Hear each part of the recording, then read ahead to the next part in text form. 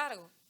Pero un samaritano que iba de camino vino cerca de él y viéndole fue movido a misericordia. Y acercándose vendó sus heridas, echándoles aceite y vino y poniéndole en su cabalgadura lo llevó al mesón y cuidó de él. Otro día, al partir, sacó 2 denarios y los dio al mesonero y le dijo, cuídamele, y todo lo que gastes de más yo te lo pagaré cuando regrese. ¿Quién pues de estos 3 te parece que fue el prójimo del que cayó en manos de los ladrones? Él dijo, el que usó de misericordia con él. Entonces Jesús le dijo, ve y haz tú lo mismo. Ok, voy a releer el versículo 30, que es el que nos da inicio a la historia del buen samaritano. Dice, respondiendo Jesús, dijo, un hombre descendía de Jerusalén a Jericó. Ok, hablemos un poquito de este hombre.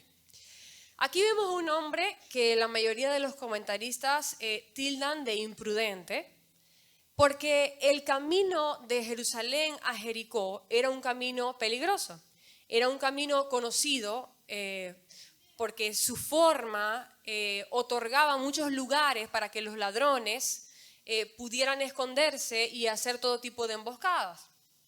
La gente no solía recorrer este camino con cosas, como sabemos que tenía este hombre porque dice que le despojaron. La gente no solía llevar objetos de valor y no solían ir solos, iban en caravanas, iban en grupos grandes para tratar de mantener la seguridad, ¿verdad? Entonces la mayoría dicen que este era un hombre imprudente, un hombre que la situación en la que se encontró pues llegó a ese lugar porque, vamos a decirlo así, como nosotros decimos muchas veces, porque se lo buscó.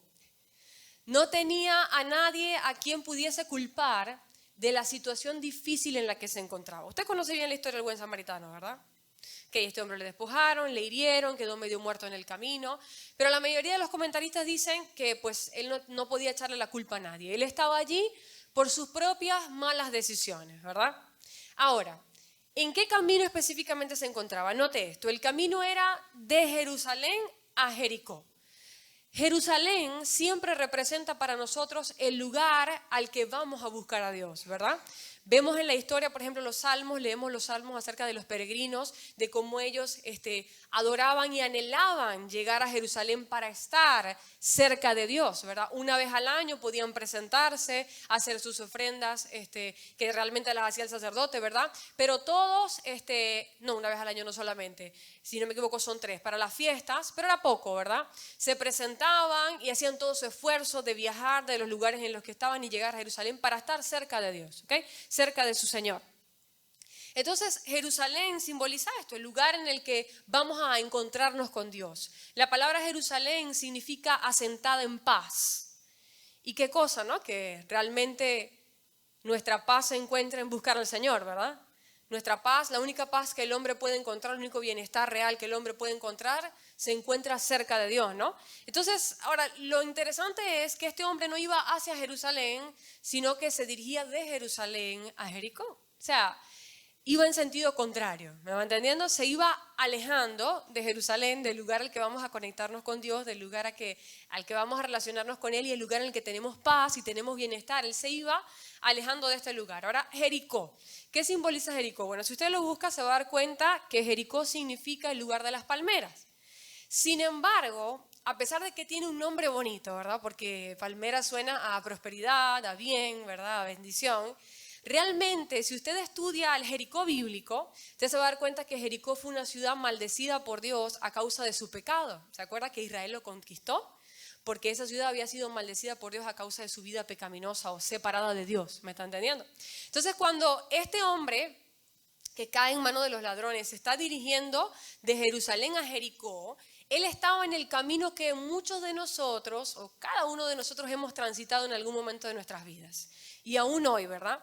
Esos caminos en los que nos estamos separando de Dios, sin embargo creemos que estamos acercándonos a un bien. Ojo, él se estaba acercando a la ciudad de las palmeras. Recuerde que él estaba en sus negocios. Algo llevaba de valor, ¿sí o no? Que le despojaron, que se lo quitaron. Entonces los negocios, ojo, le estaban resultando. La cosa parecía que le estaba yendo bien. Sin embargo, al final podemos ver cómo resultó realmente, ¿verdad? Ese camino de Jerusalén a Jericó son los caminos que dice la Biblia que para el hombre parecen buenos, pero cuyo fin es muerte. ¿Se acuerda? Todos esos caminos en los que nosotros podemos considerar que vamos a obtener una bendición, que nos va a ir bien, pero que al mismo tiempo representan o significan que yo me voy a separar un poco de Dios, que yo me voy a alejar un poco de Dios. ¿Ve? Todos estos caminos son peligrosos. Note que este camino era reconocido por ser un lugar peligroso y este hombre estaba allí porque quiso estar allí. ¿Ok?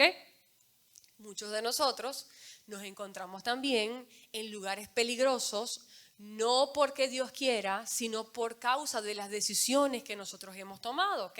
Por causa de decisiones que nos apartan de Dios, buscando la bendición en otros lugares que no es el Señor, buscando nuestra satisfacción o nuestra llenura en otras cosas que no es el Señor, es su casa, ¿ve? Entonces nos encontramos en lugares, en senderos peligrosos, donde dejamos de disfrutar de la cobertura de protección de Dios. Note que es interesante, yo pensaba, ¿no?, que este hombre venía de Jerusalén a Jericó, pero los otros personajes que vamos a ver más adelante, que vamos a ver un sacerdote, vamos a ver un levita, ¿verdad? Hombres religiosos, hombres que cumplían su liturgia, buscaban al Señor en el templo, ellos iban en el camino opuesto. O lo más probable es que iban en el camino opuesto porque se lo encontraron en su camino, es decir, que ellos iban de Jericó a Jerusalén. O sea, ellos se estaban acercando a Jerusalén. Es muy probable que ellos fueran a cumplir sus obras de la ley, lo que le correspondía hacer al sacerdote, lo que le correspondía hacer al levita, sus trabajos allá en Jerusalén en la presencia de Dios. Y a este levita y a este sacerdote no les pasó lo mismo que le pasó a este hombre. ¿Sí me está entendiendo? De alguna forma, este hombre que se estaba alejando de la presencia de Dios perdió la cobertura de Dios. ¿Por qué? Porque se alejó de Dios. Muchas veces te lo he explicado, es como cuando tenemos un paraguas, Dios tiene el paraguas y dice, vengan a cobijarse debajo de mis alas, debajo de mi paraguas, pero nosotros queremos hacer otras cosas. Entonces al final del día nos terminamos saliendo de su cobertura, ¿ok? Y ahí es donde venimos a ser vulnerables y sufrimos daños. Estos, de alguna manera, estaban corriendo a cobijarse bajo la presencia de Dios que simboliza Jerusalén, así que ellos estuvieron bien. A ellos no los despojaron, a ellos no los robaron, a ellos no los encontraron en el camino vulnerables, fuera de la cobertura de Dios. ¿Me está entendiendo? Una cosa es caminar lejos de Dios y otra cosa es caminar para acercarte al Señor, ¿ok? Entonces, este no es nuestro tema realmente, pero para que usted lo sepa. Lo que yo quiero que usted sepa es que usted, en el camino que usted está transitando hacia Jerusalén, porque quiero creer que usted está caminando hacia Jerusalén. ¿Quién dice conmigo? Yo estoy caminando hacia el Señor. Estamos en el camino, ¿ok? Unos más cerca, unos más lejos, a unos les cuesta más, a otros menos. Pero si la intención de nuestro corazón es acercarnos hacia Jerusalén, contamos con la protección del Señor, con su cobertura, con su ayuda. Pero en ese camino, ¿verdad? Que yo estoy caminando hacia Jerusalén, yo puedo estar de repente ocupado en mis asuntos, ¿verdad? Si estoy ocupada, tengo que llegar a Jerusalén, tengo que ir a servir a Dios en el templo, tengo que llegar a dirigir la alabanza como hacían los levitas, etc. Pero en ese camino que tú estás transitando, que es tu vida, ¿ok? Tu camino de la vida, tú te vas a encontrar con hombres como este. Tú te vas a encontrar en tu camino hombres medio muertos en el camino. Gente que necesita de tu ayuda. Gente que sí estuvo en un camino peligroso por sus malas decisiones. Sí. Gente que sí fue imprudente. Gente que se equivocó. Gente que negó al Señor. Gente que quiso apartarse del Señor. Y bueno, por causa de sus decisiones y porque le abrieron puertas al enemigo, hoy se encuentran en problemas, hoy se encuentran despojados, hoy se encuentran heridos, hoy se encuentran destruidos, hoy se encuentran medio muertos. Pero quiero decirte algo, cuando tú estés en el camino y veas a esa gente no puedes decir esto, bueno, él se lo buscó. ¿Me entiendes? Bueno, él se lo buscó, allá él. Porque a nosotros nos suele pasar esto.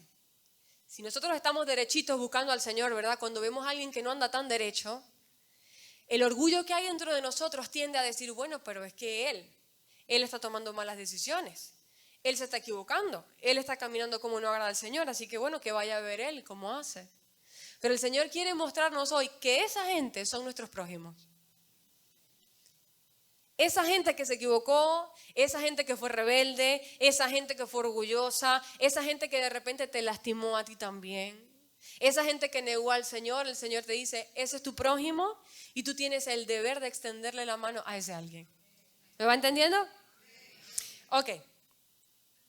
Entonces, seguimos leyendo allí en Lucas 10:30.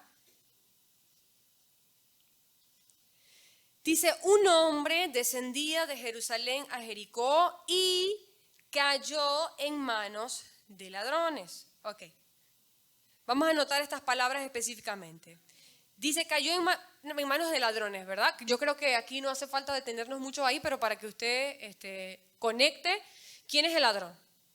¿Quién es el que ha venido a matar, robar y destruir? Nuestro adversario, el diablo, ¿verdad? Y los suyos, ¿correcto? Entonces es lógico saber que esta figura del buen samaritano y esta parábola es una figura espiritual de que nosotros estamos caminando, podemos estar caminando en caminos peligrosos y si estamos fuera de la cobertura del Señor, mire que ahí está el diablo buscando, como león rugiente dice la Escritura, buscando a quien devorar, ¿verdad? Entonces estos ladrones que le despojaron y le hirieron eran nada más y nada menos que nuestros adversarios espirituales, que en el momento en que nosotros nos salimos de la cobertura de Dios, están allí para tocar y venir a dañar, ¿ok? Entonces, dice que cayó en manos de ladrones, los cuales le despojaron e hiriéndole se fueron dejándole medio muerto. Ok, dos palabras. Dice, le despojaron. ¿Qué es despojar? Despojar es cuando alguien te quita algo que es tuyo. Cuando alguien te arrebata algo que a ti te pertenece, ¿verdad? Y muchos de nosotros hemos sido despojados de muchas cosas, ¿sí o no?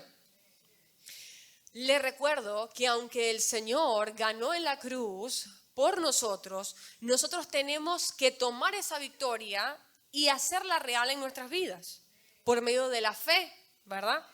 Entonces usted se va a encontrar mucha gente en su camino de búsqueda del Señor que ha sido despojada.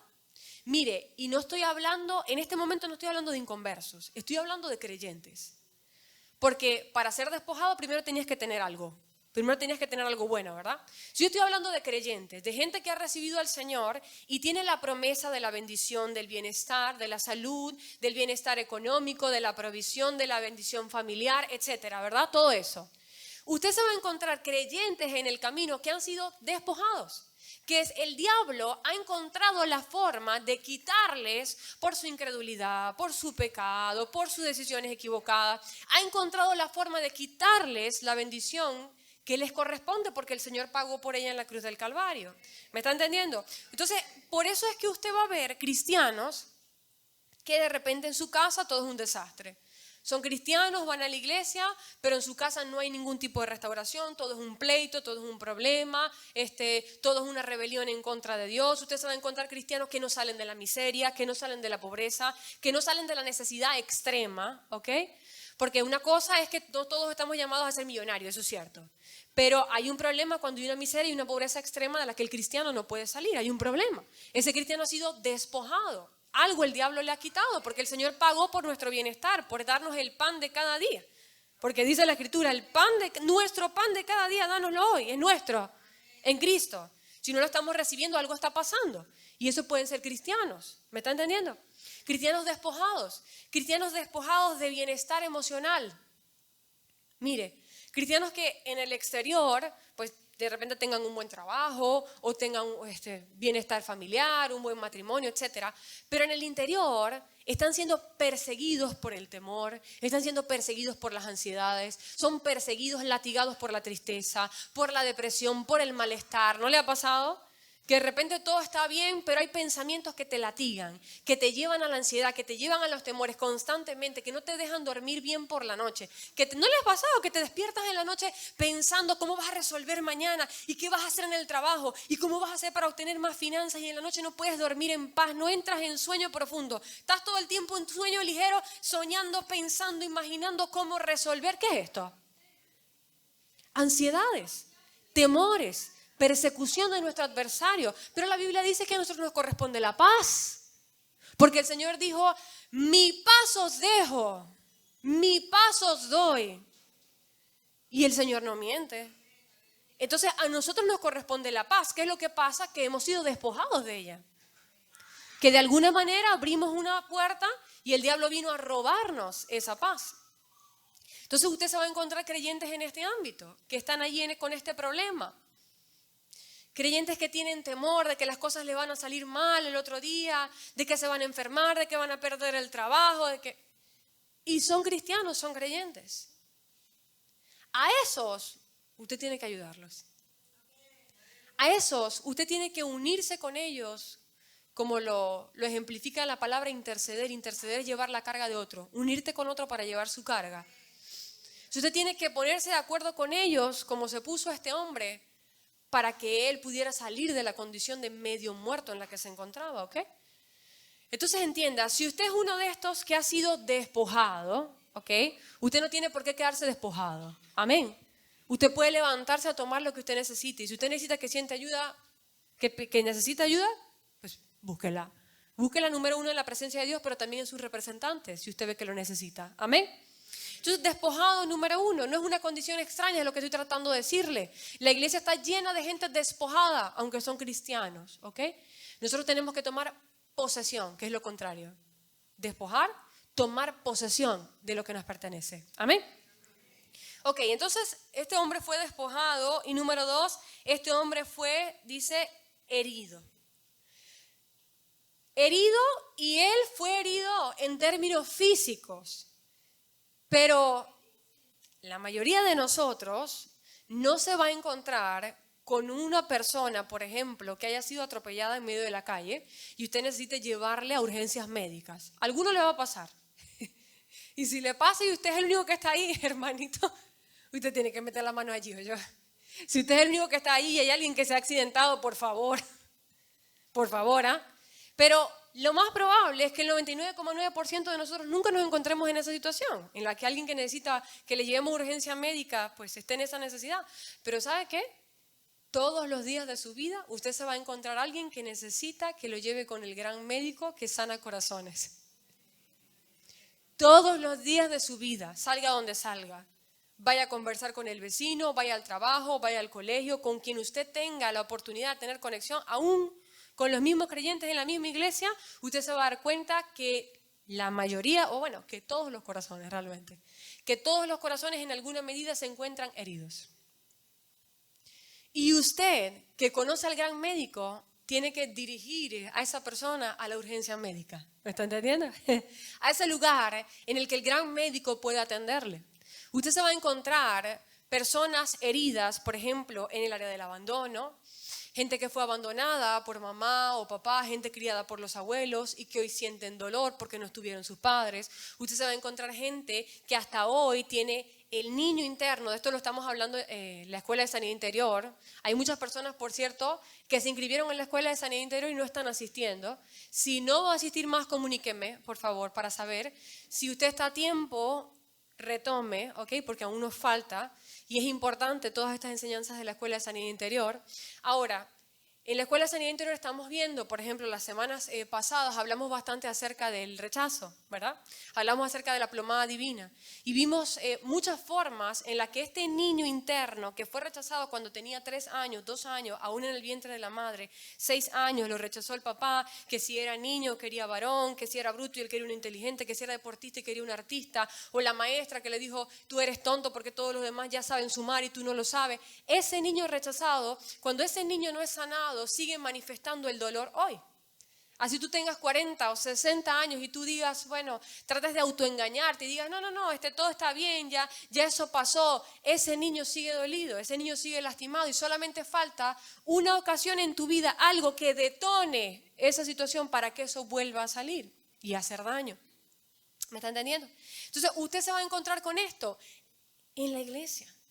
Mira el que tiene al lado, mira un momento al que tiene al lado, mírale ahí, usa el discernimiento, mírale con compasión, mírale un momento, yo sé que se pone nervioso, pero mantenga un poco la mirada allí, utilice un poco el discernimiento, porque le cuento que ese que usted está viendo allí, sin importar cuánto tiempo tenga en el Evangelio, sin importar qué tan maduro sea en Dios, ese tiene un niño interno herido, ¿sabe? En una u otra medida hay un niño interno que está dañado y que necesita que alguien le ayude. como a este hombre. Este hombre estaba tan herido que estaba medio muerto en el camino y no se había podido levantar por sí mismo. ¿Usted me está entendiendo? Si él hubiera podido hacerlo por sí mismo, créame que lo hubiera hecho. Él hubiera caminado hasta el lugar más cercano, pero no lo podía hacer. Muchas veces estas personas, así como el niño cuando fue herido, tuvo 3, 4, 5 años, 6 años, no pudo hacer nada, ojo, porque era un niño, ¿me está entendiendo? Igual resulta con nosotros hoy. Ya estamos heridos y muchas veces nosotros, por nosotros mismos, no podemos hacer nada. Necesitamos quien nos ayude. Número 1 es el Señor, por supuesto, pero el Señor ha decidido que nosotros, como su cuerpo, somos sus colaboradores en este trabajo. ¿Usted se acuerda cuando Lázaro resucitó? Jesús dio la orden, ¿verdad? Lázaro, levántate, sal de ahí. Pero luego le dijo a la gente que estaba allí, desatadlo. No lo hizo él todo. ¿Vio? Porque Él determinó que nosotros fuéramos sus colaboradores. Entonces muchas veces es Dios, es el poder de Dios el que va a levantar, el que va a sanar a esa persona, el que le va a sacar de la condición en la que está. Pero eres tú el que el Señor ha mandado que le vende o que le desate, dependiendo del caso. ¿Amén? Ok, entonces en su camino como cristiano usted se va a encontrar con gente herida y usted no puede hacer la del caballo que le ponen las cositas. ¿Cómo se llama este? Ok, esa. ¿Cómo? Gringo, ¿verdad? A profundo eso. Usted no puede hacer eso, ¿verdad? Porque usted ha sido llamado en esta tierra a ser parte del cuerpo de Cristo, ¿ok? Mire lo que dijo el Señor o cuál era la perspectiva de Dios con respecto a esto. Dice Mateo 9, 36. Mateo 9, 36 dice, y al ver las multitudes, ¿este fue quién? Jesús. Mire cuál fue la reacción de Jesús al ver las multitudes. Dice, y al ver las multitudes tuvo compasión de ellas, porque estaban desamparadas y dispersas como ovejas que no tienen pastor. ¿Usted vio? Jesús estaba todo el tiempo observando, no haciéndose loco. ¿Quién se hace loco? ¿Quién dice, bueno, mi situación, que yo esté bien? Y bueno, lo demás ni modo. Jesús no fue así. Jesús vino a esta tierra a servir. Así que sus ojos estaban puestos en las multitudes, en quienes Él tenía cerca que pudieran tener una necesidad. ¿Y cómo les vio? Dice allí, desamparados y dispersos. Desamparados como quien no tiene que le ayude. Desamparado, alguien que está en una condición de necesidad, pero no hay nadie que le tienda la mano. Muchos de nosotros estamos desamparados. Y tú, cristiano, ¿a cuántos desamparados le has tendido la mano? ¿Me está entendiendo? Nosotros debemos seguir el ejemplo de nuestro Señor Jesucristo, ¿ok? Y disperso quiere decir que esta gente anda buscando dónde pudiera encontrar una solución o una ayuda. Ovejas dispersas, bueno, por aquí a ver si encuentro pasto por acá, a ver si encuentro agua por allá, pero no saben realmente a dónde ir porque no tienen pastor que les dirija.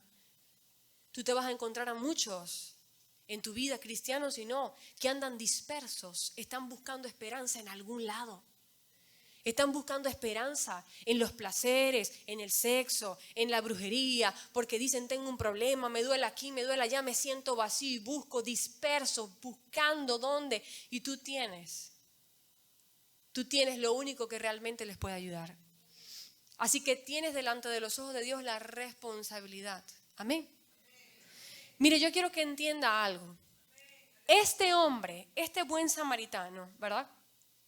No puso una organización sin fines de lucro para todas las personas que se encontraran heridas en el camino o tuvieran alguna situación. Él no hizo eso, ¿sí o no? ¿Qué hizo él? Él estaba caminando y se encontró en su camino uno que necesitaba ayuda y a ese le ayudó. ¿Me entendiste? Eso es lo que el Señor te ha mandado a hacer a ti. No que tú vas a salir de aquí y bueno, Rebeca dice que hay que ayudar, vamos a poner una organización sin fines de lucro. A ver, no. Yo lo que te estoy diciendo es que en tu camino tú te vas a encontrar una o dos personas que tú vas a poder ayudar y te estoy diciendo, no te hagas el ciego.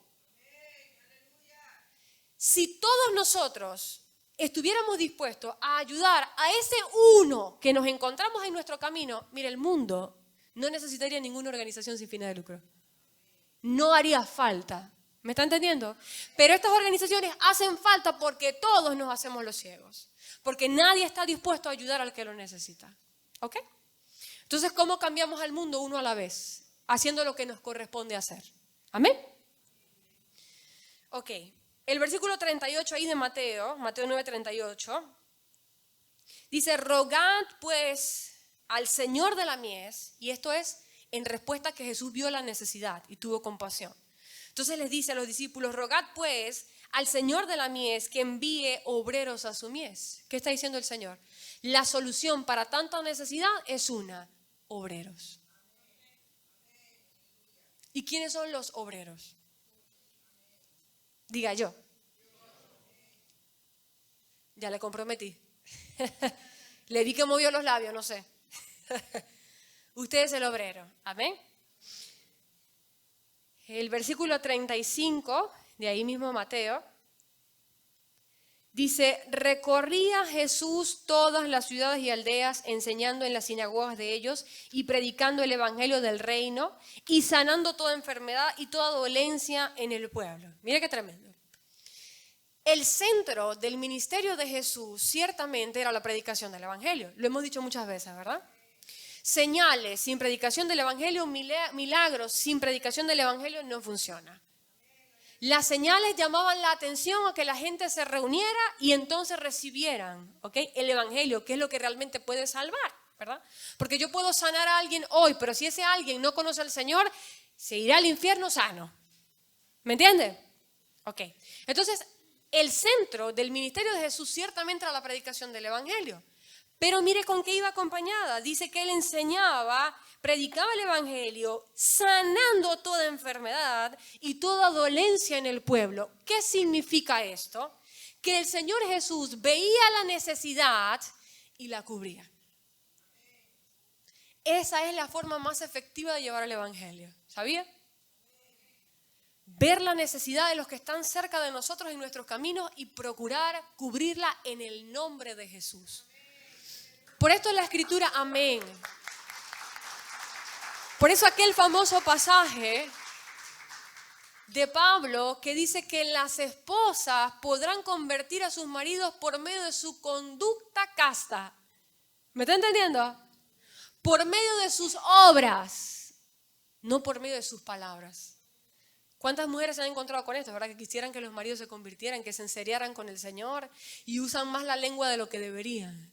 Y lo que hacen es latigar y lo que hacen es destruir lo que el Señor quiere edificar. A veces la mujer tiene que callar. Con razón Pablo dijo, la mujer calla en la congregación. No se refería a predicar, se refería a muchas otras cosas. Pero es a través de nuestra obra, de lo que nosotros hacemos. Por eso siempre le digo a las mujeres que a las mujeres no les gusta mucho esto. Si usted se tiene que levantar temprano a preparar el desayuno al esposo, amada, hágalo. Si de alguna manera, pues el esposo tiene una necesidad, y créanme que la tienen, del afecto, del cariño, de la atención de su esposa, y eso usted lo puede reflejar en una arepa, hágase su arepa, hágale la arepa. ¿Usted me está entendiendo? ¿Cómo se va a convertir el esposo si el esposo ni ve que usted le hace ni una arepa? No, hombre. ¿Qué de bueno le ha traído este evangelio a aquella? ¿Sí ve? Entonces, cubrir la necesidad. Esto es lo que será efectivo. ¿Cuántos predicamos? ¿Cuántos queremos que nuestra familia, verdad, se convierta y le decimos, no, que tú tienes que venir a los pies del Señor? ¿Y qué tal? Que el Señor, que no sé qué cosa, bla, bla, bla, bla. Pero los vemos en necesidad, los vemos dolidos,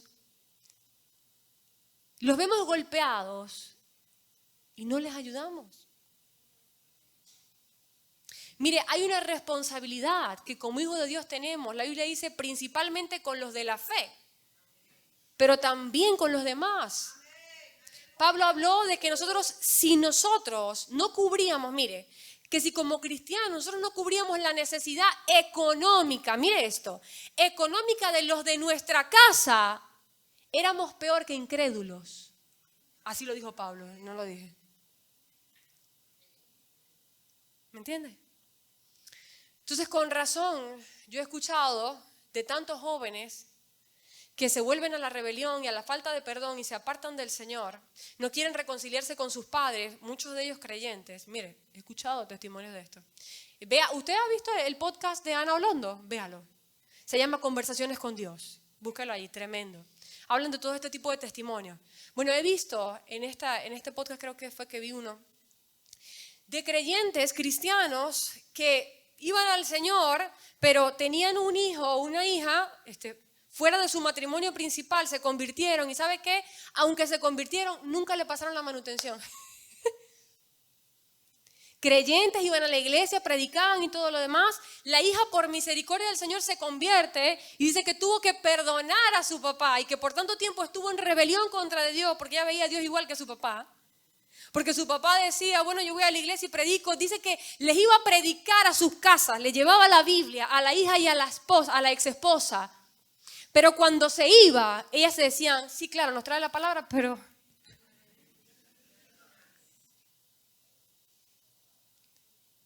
Entonces su predicación no era efectiva.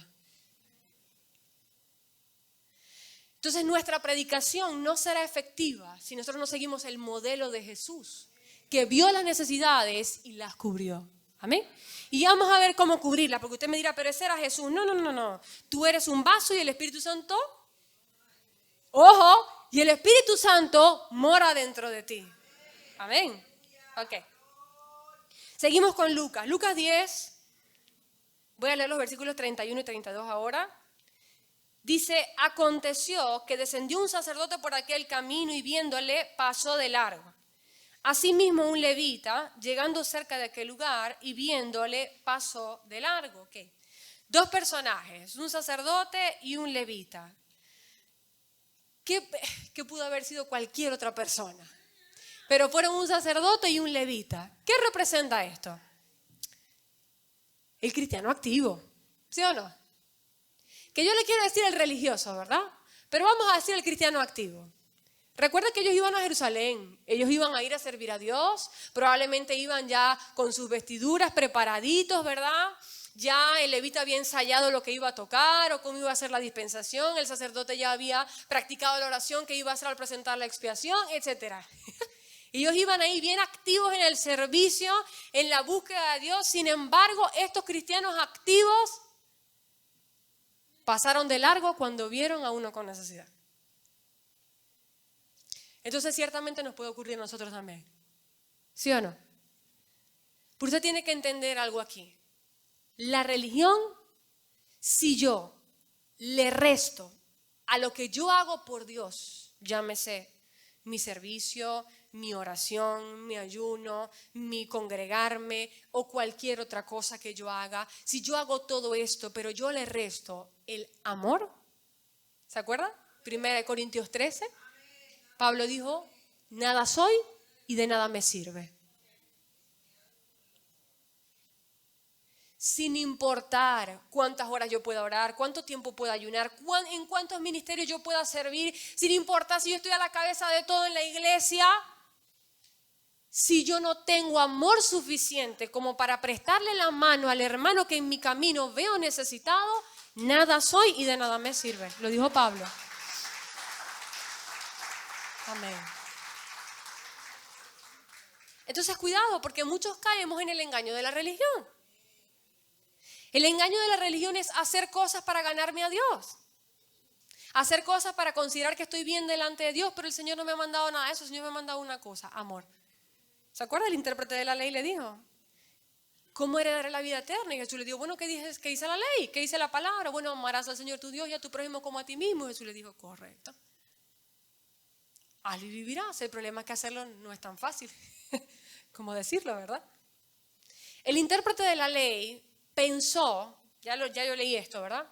Él pensó que él cumplía con el mandamiento de amar a Dios. Porque note que el Señor, él desglosa, ¿verdad? Dice, bueno, la ley dice, amarás al Señor tu Dios y a tu prójimo. Ok, haz esto y vivirás. Pero luego el intérprete de la ley dice, bueno, pero ¿quién es mi prójimo? Es decir, él consideraba que él amaba a Dios con todo su corazón, con toda su mente, con toda su fuerza. Ahí no estaba su duda, ahí no estaba su problemática. Él pensaba que amaba a Dios, pero no estaba seguro de si realmente cumplía con la parte de amar al prójimo, porque resulta que en el Antiguo Testamento el prójimo era tu vecino y tu amigo.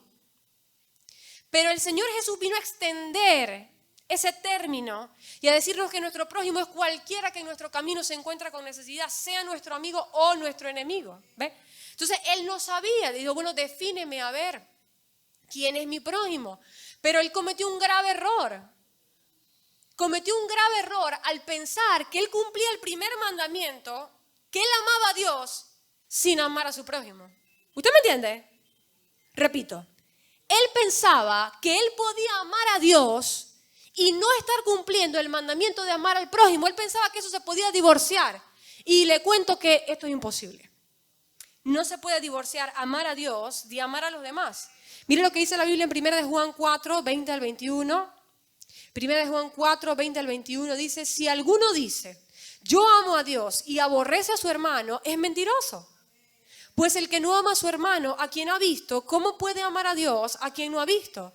Y nosotros tenemos este mandamiento de Él, o sea, es una orden. El que ama a Dios, ame también a su hermano. ¿Ves? Entonces, no se puede divorciar una cosa de otra. Yo no puedo pretender seguir en mi religión, cumplir la liturgia, orar, ayunar, si yo no estoy amando, si yo no estoy sirviendo, si yo no estoy ministrando a favor de los otros. No es la clase de amor que el Señor ha demandado de nosotros. Amén. Ok. Spurgeon dijo, nunca conocí a un hombre que se negara a ayudar a los pobres que no haya dado al menos una excusa admirable. A nosotros como cristianos nos pasa esto. Sabemos que tenemos que ayudar a los demás, ¿verdad? Pero resulta que tenemos muchas excusas admirables. ¿Sí o no? Veamos algunas de nuestras excusas admirables. Número 1. Decimos, o el hombre, vamos a comparar con este hombre del camino, ¿verdad? Pudieron decir el sacerdote levita, este camino es demasiado peligroso para que me detenga y ayude a este hombre. Recordemos que era un camino peligroso, ¿verdad? Puede ser trampa para una emboscada. Puede decir, de repente él está tirado y realmente no tiene nada. Realmente está ahí tirado para que me vengan y me hagan daño a mí. Tengo que llegar al templo, realizar mi servicio al Señor. Estoy a la hora. Si yo me paro a ayudarlo, ¿quién presenta el sacrificio, verdad? Tengo que llegar a casa. Tengo que ver a mi familia.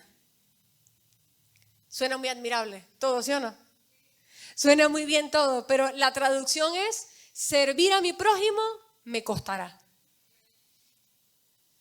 Dígalo conmigo, servir a mi prójimo me costará. Pagamos un precio al servir a nuestro prójimo. Llegar un poco más tarde a la casa, sí. Cambiar nuestros planes por escuchar al hermano que necesitaba ser escuchado, sí. Incomodarnos al atender a una persona que de repente no nos cae muy bien. Pagamos un precio. O cuando vemos una necesidad económica, mire, porque el bolsillo es el que le cuesta tanto convertirse, ¿verdad?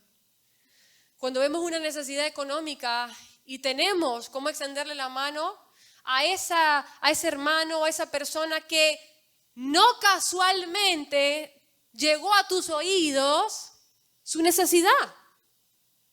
Porque no es que la anden publicando, pero casualmente llegó a tus oídos, no a los de la pastora, llegó a tus oídos que esta persona tiene una necesidad económica, que esta noche no tiene que comer o que este día lo han pasado con el estómago vacío, ¿verdad? Y esa información te llegó a ti, tú tienes en tu cuenta bancaria, tú tienes en tu alacena 2 harinas pan.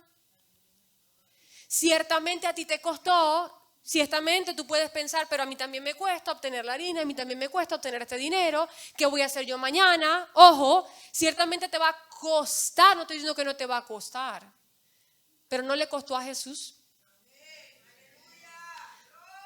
¿No le costó al Señor todo lo mejor que tenía socorrerte a ti, tenderte la mano a ti? Entonces, ¿quiénes somos nosotros para detener eso? ¿Quiénes somos nosotros para no ser instrumentos de la gracia del Señor? ¿Me está entendiendo? Entonces, ciertamente, amar o servir a los otros nos va a costar algo, pero no es una excusa admirable, aunque lo parezca, ¿verdad? Ok, otra excusa que se pudo haber levantado por el sacerdote, por el levita, fue no sé de primeros auxilios, ¿verdad? Porque estos eran hombres pues preparados en la religión. De repente, bueno, si hubiera necesitado un acompañamiento musical, hubiera dicho el levita, con todo placer les acompaña. Pero lo que necesitan es un médico, lo que necesitan es alguien que sepa de primeros auxilios. Y la verdad que yo no sé de eso. Mire, ¿cuántos de nosotros nos detenemos en el camino por esto? Por pensar que no tenemos las capacidades para ayudar a los otros. Me ha pasado tantas veces. Vemos la necesidad y de repente el diablo nos engaña y nos dice, no, pero eso está muy difícil. Ese asunto está muy complicado. Esa persona está muy enrollada. Mira, tú no te imaginas. Y ahí el diablo nos mete, mira, hasta cosas de jerarquía espiritual. Nos dicen, no, que tú no sabes qué espíritu trabaja detrás de esa persona. Que tú no te metas allí. Pero resulta que no es lo que yo soy. Aleluya. Resulta que no es lo que yo pueda hacer. Resulta que ni siquiera son mis recursos.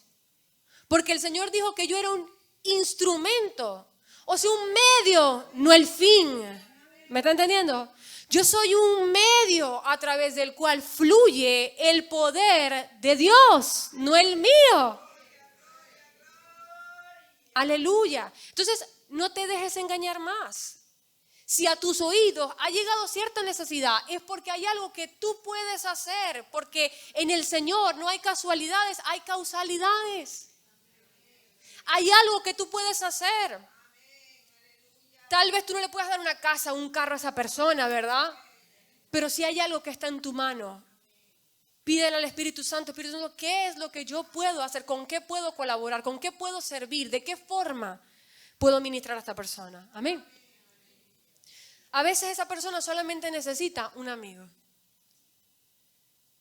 A veces nosotros pensamos, no, pero es que esta persona está tan en problema y yo no tengo cómo. O sea, de repente tiene un problema legal, una cosa, bueno, yo no soy abogado, de repente tiene un problema de salud, yo no soy médico, yo no tengo finanzas como para pagarle esta operación o este tratamiento, ¿qué hago yo? Bueno, de repente esa persona no está buscando eso, sino que está buscando a alguien que le comprenda.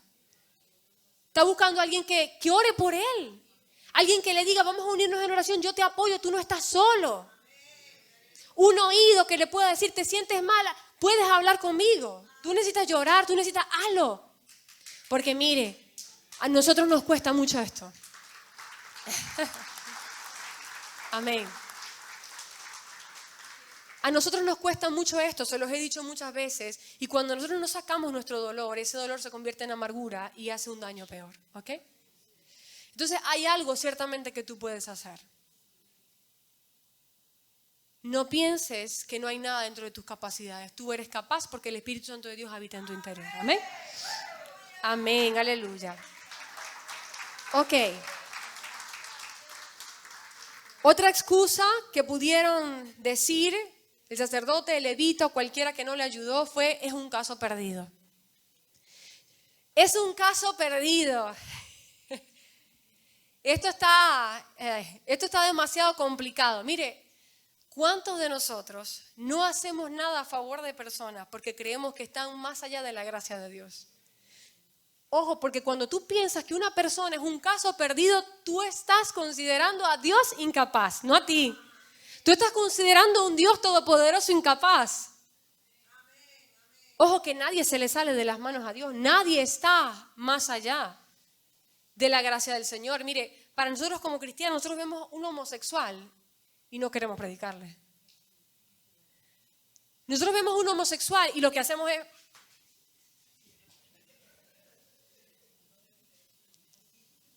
Que no me mire, le tapamos los ojos a los hijos.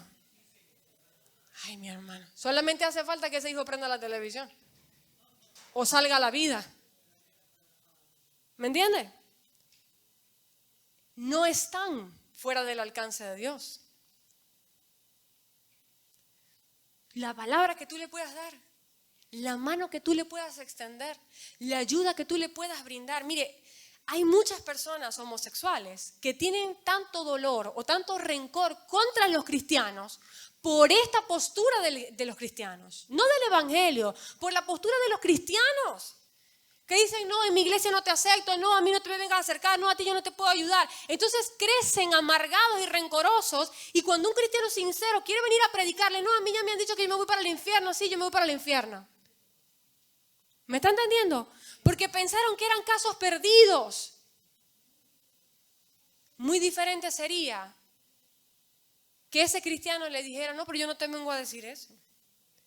Yo te vengo a decir que tú eres amado igual. Yo te vengo a decir que así como Jesús pagó un precio por mí, lo pagó por ti. Yo te vengo a decir que Jesús vino a los necesitados, a los que necesitaban ayuda. Yo te vengo a decir que Jesús fue amigo de las prostitutas. Eso es lo que yo te vengo a decir. ¿Me está entendiendo? Porque nadie está fuera del alcance de la gracia de Dios. Nosotros como cristianos pensamos que los hechiceros están fuera del alcance de Dios. Ajá.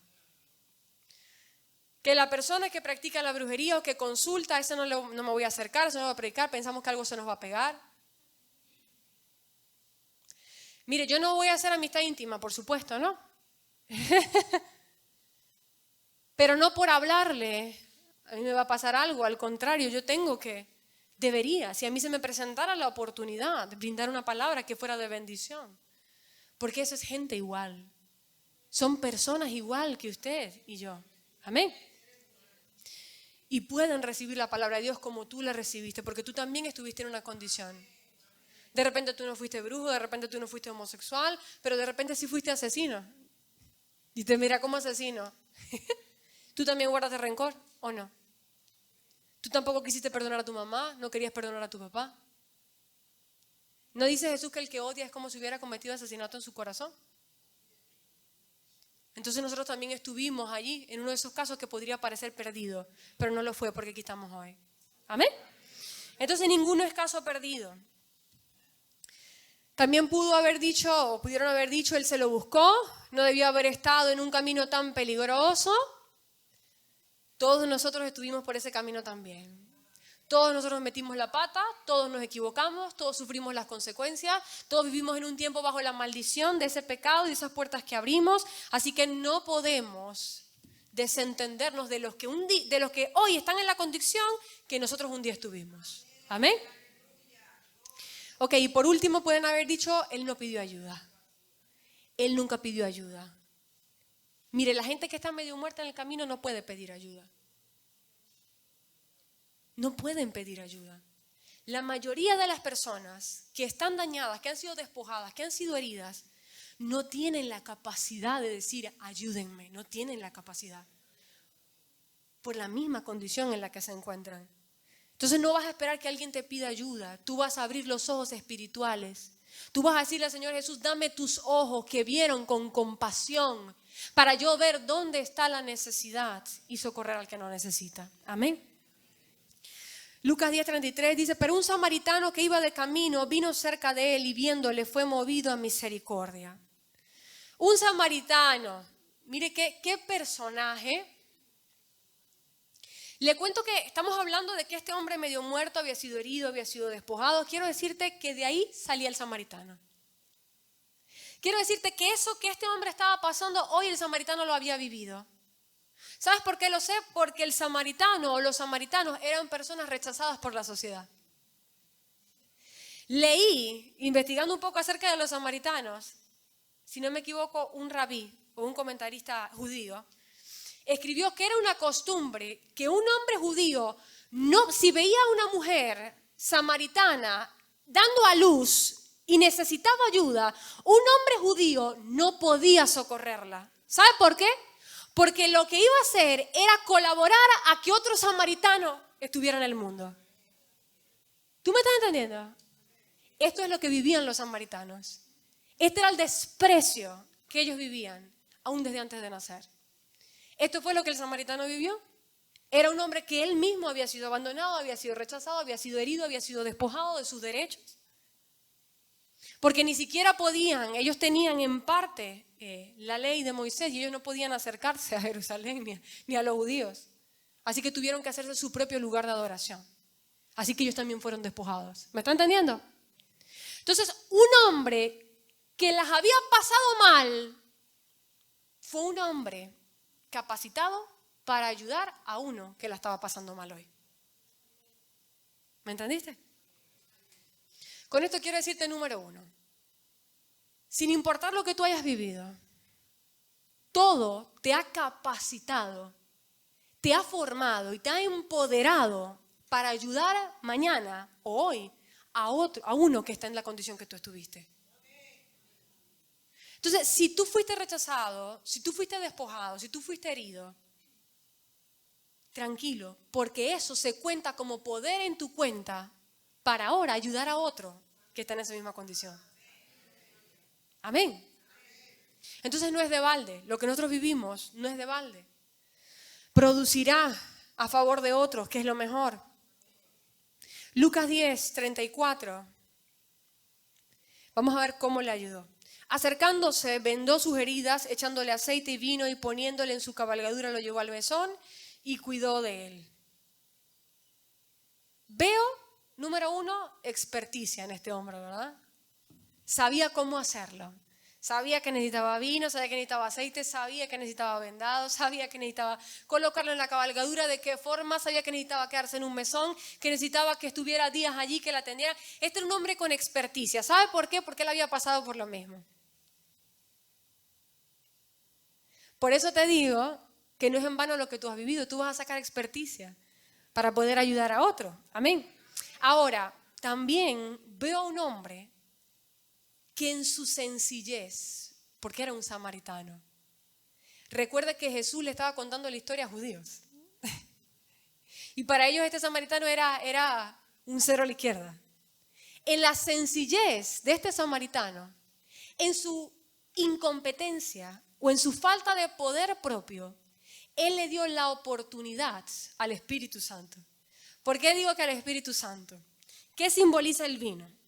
Dice Efesios 5:18, no os embriaguéis con vino en lo cual hay disolución, antes bien sed llenos del Espíritu. ¿Viste? Entonces el vino allí que utilizó el samaritano para sanar al otro, ¿era quién? El Espíritu Santo. ¿Y qué simboliza el aceite? Lucas 4:18, el Espíritu del Señor está sobre mí, por cuanto me ha ungido. ¿Sabe qué es ungir? Derramar aceite. Ok.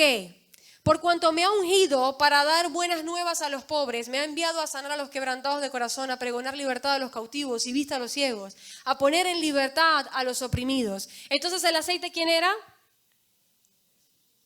El Espíritu Santo. Entonces, este samaritano, cero a la izquierda, incompetente y poca cosa o lo que fuese, aleluya, pasó lo que dice la Biblia, que el Señor se perfecciona en la debilidad. Entonces, allí donde tú dices que no puedes hacer nada para ayudar a los otros, ese es el momento perfecto. Porque ese es el vaso vacío que el Señor podrá llenar para entonces derramar. Note que aquí, en Lucas 4:38, está hablando Jesús. Jesús está diciendo acerca de sí mismo, dice, el Espíritu del Señor está sobre mí por cuanto me ha ungido para. ¿Qué está diciendo Jesús? Yo se los he dicho en diversas ocasiones, se lo vuelvo a repetir. Lo que Jesús hizo en esta tierra no lo hizo en su poder. Aunque Él es Dios y seguía siendo Dios, solo que agregó humanidad a su deidad, Él decidió que no iba a utilizar su poder, sino que iba a vivir a través del poder del Espíritu. ¿Por qué? Porque nos estaba dando ejemplo a ti y a mí. Si no, nosotros diríamos, pero es que fue Jesús, porque Él es Dios. Pero Jesús dijo, el Espíritu del Señor está sobre mí por cuanto me ha ungido, es decir, me ha empoderado para dar buenas nuevas, vendar a los quebrantados de corazón, dar libertad a los cautivos. ¿Me está entendiendo? Así mismo tú, el Espíritu del Señor está sobre ti y te empodera para cumplir estos mismos propósitos, para sanar al que en tu camino ves herido. Amén.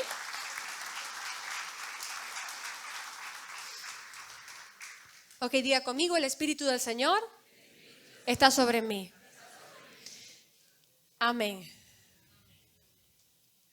Ahora, sé que esto es una parábola, pero yo quisiera imaginar Si de casualidad esto fuera una historia real, yo creo que mientras Jesús contaba la historia del samaritano, Él estaba de alguna manera aprobando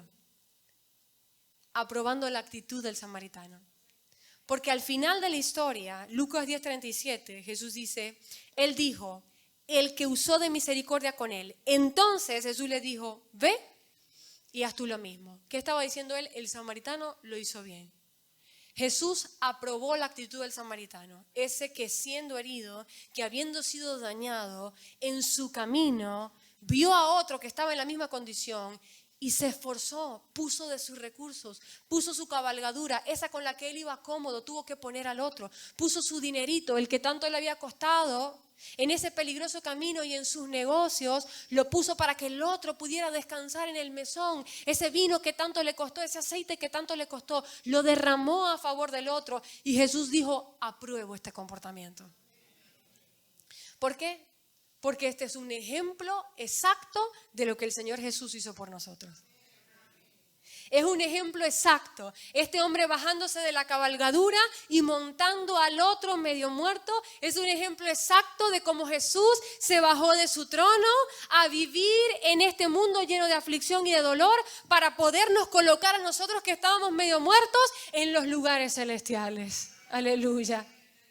Y si nosotros vivimos esto, entonces nosotros también somos colaboradores de Dios para hacer lo mismo. Por esto termino repitiendo estas palabras. Jesús le dijo, imagínenselo usted, aquí está el Espíritu Santo. El Espíritu Santo le dice a usted, ve y haz tú lo mismo. ¿Amén? Ok, oremos.